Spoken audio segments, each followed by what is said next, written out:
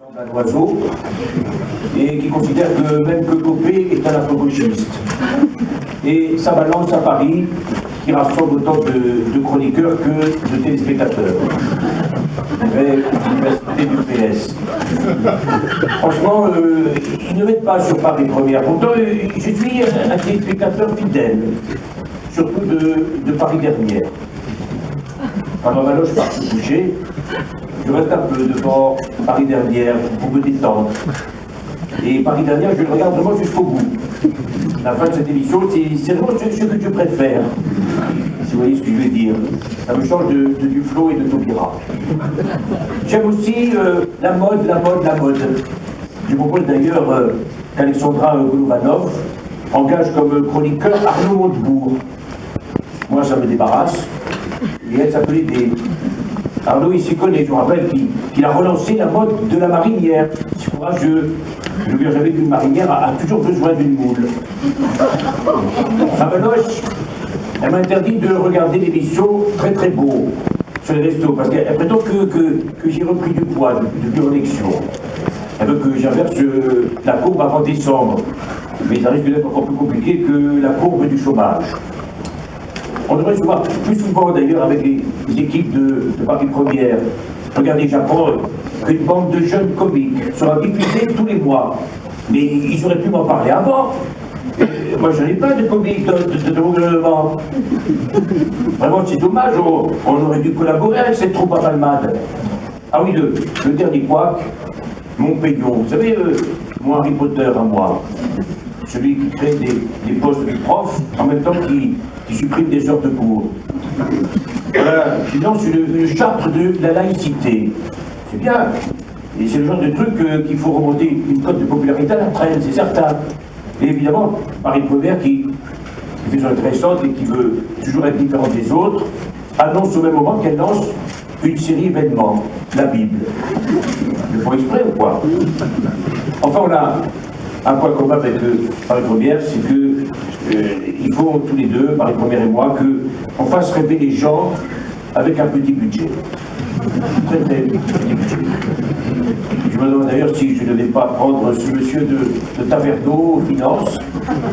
En principe, ce poste-là, ça réussit bien au Nicolas. Bon allez, je retourne au bureau, mes chers patriotes, et c'est une transition facile pour moi. Maintenant, je vais passer la parole à mon collègue de bureau et à sa directrice du programme. Je vous applaudis. On va commencer, pas par le cinéma, justement par les magazines. Vous voulez bien? Je vous le dis. Ouais, non, non. Alors le fleuron des magazines, c'est bien sûr Zen, Zemmour et Nolo. Zemmour et Nolo, c'est comme les témoins de Jéhovah. Ils vont toujours par deux, sauf qu'on les laisse rentrer chez nous via la télévision et Paris Première. Exception qui confirme la règle ce soir, puisque Zemmour est seul. Et oui, Éric Nolot étant en Suisse pour des raisons personnelles qui n'ont rien à voir avec ce que vous pensez. Je vous rappelle qu'Éric est de gauche, et on sait bien qu'à gauche, Jérôme Cahuzac, personne ne peut entendre en Suisse. On va voir si Éric Zemmour n'est pas trop triste d'être seul ce soir. J'appelle Éric Zemmour. Viens, Éric.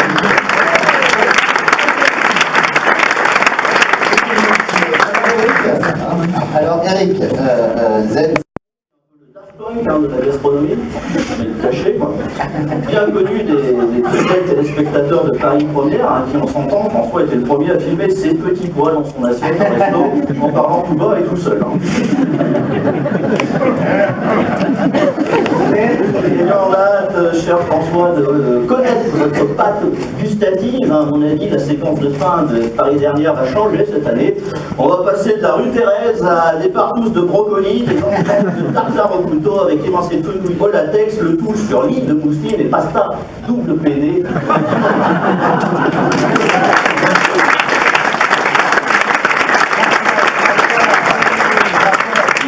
François Simon, c'est vrai que d'habitude vous faisiez parler des courgettes. On parlait de la salade et sa verticalité. On parlait des poumons de la salade, disons que cette fois-ci on va étudier d'autres poumons. On va essayer de se promener dans la nuit. Je ne sais même pas de quoi elle sera faite. C'est un peu comme. C'est la même réponse que faisait Julien Gracq pour savoir ce qu'il allait écrire dans ses livres. Il disait, je les écrivais pour pour savoir ce qu'il y avait dedans. Donc j'ai aucune idée de ce qu'il va y avoir dans cette émission. Bah ça va être bien alors. Je vais vous dire quelque chose, en fait j'ai regardé les derniers numéros des Arocs sur Dao, et il y a une phrase qui m'a tout de suite interpellé, j'ai l'impression qu'elle me visait directement. C'est David Sims, le photographe de David Bowie, qui disait une chose qui était pas mal du tout, il disait... qu'est-ce qu'il disait? C'était pas mal. C'était dans les Arocs. C'était dans les Arocs. On a monté les Arocs. Il disait la chose suivante, l'incompétence chez les photographes comme chez les musiciens est un ingrédient magique. Donc j'espère que vous ne serez pas déçus. Voilà, c'est un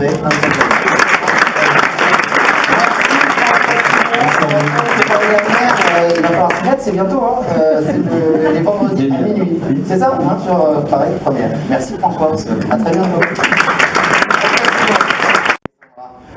Alors votre émission s'appelle toujours La mode, la mode, la mode.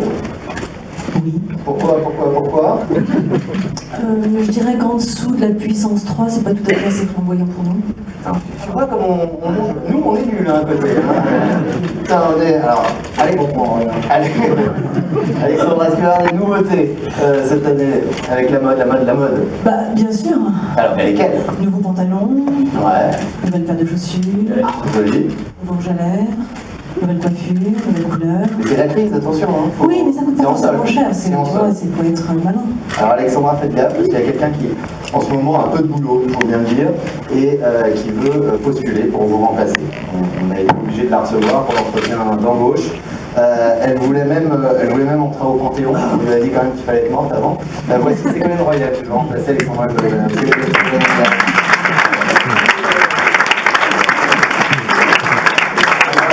Bonsoir, je suis Ségolène Royal et je suis une femme debout. Ce soir dans la mode, la mode, la mode, la mode, la mode, la mode, je vais vous parler de la mode. Ah, c'est bien. Vous voyez que moi aussi je peux très bien remplacer Alexandra Godopoulos, Alexandra Popodopo, Alexandra. Je peux très bien entrer dans le dispositif. Alors bien sûr j'entends le questionnement de toutes les Françaises et de tous les Français qui se demandent, mais avec son tel charisme et sa telle aura, ne va-t-elle pas faire de l'ombre à Zemmour et Lolo? Et pourquoi je ne le ferai pas? Je peux le faire.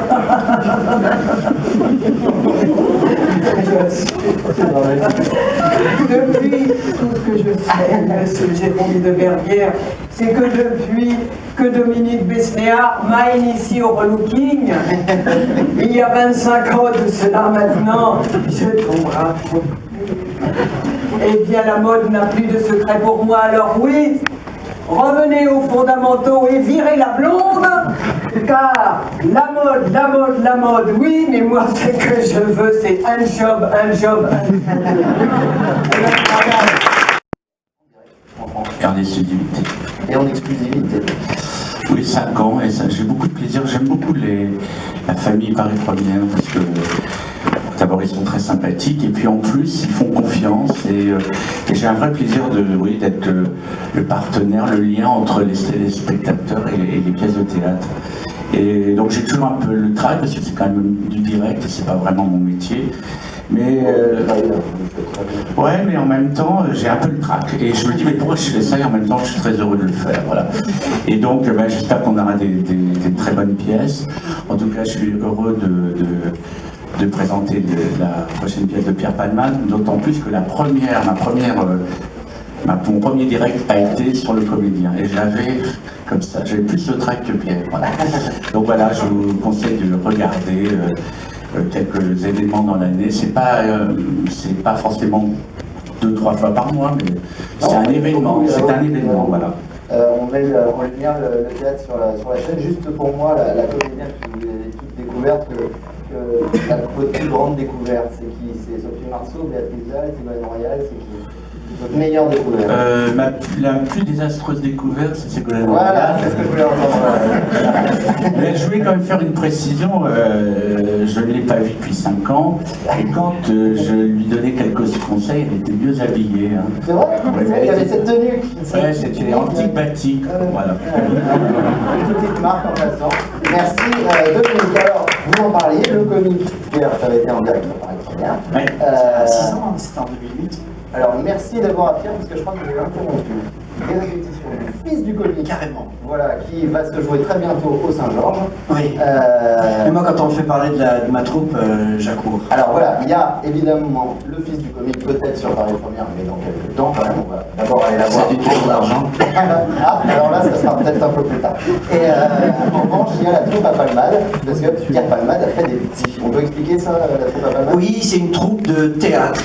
J'insiste pour dire que c'est pas une école d'humorisme, mais vraiment une troupe de théâtre que j'ai créée depuis maintenant 7 ans pour faire le théâtre que j'aime, avec des gens qui le font, qui l'envisagent comme moi. Et ça y est, on a enfin trouvé la formule. Avant, on faisait des sketchs et puis ça fonctionnait pas parce qu'on boxait dans la catégorie des humoristes.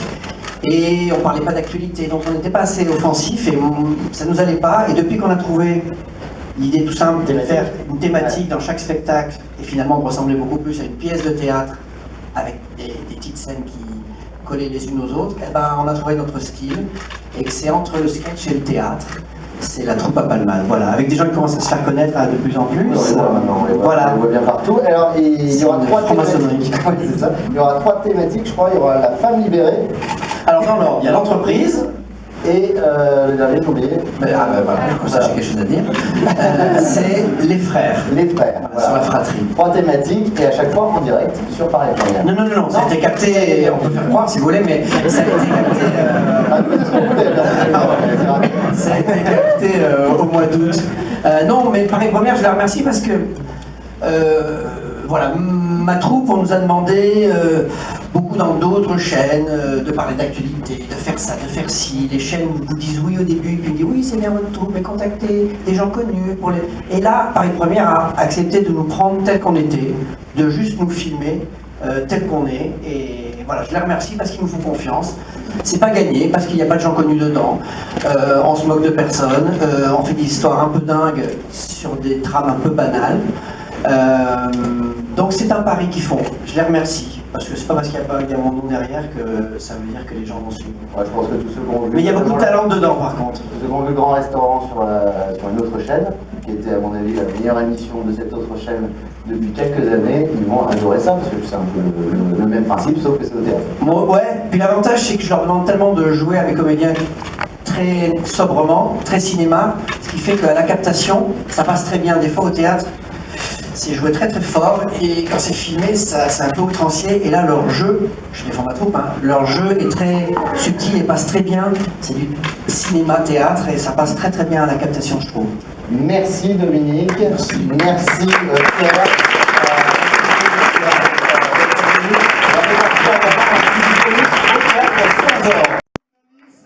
Que nous dit le Seigneur en cette rentrée 2013-2014? Que nous dit-il?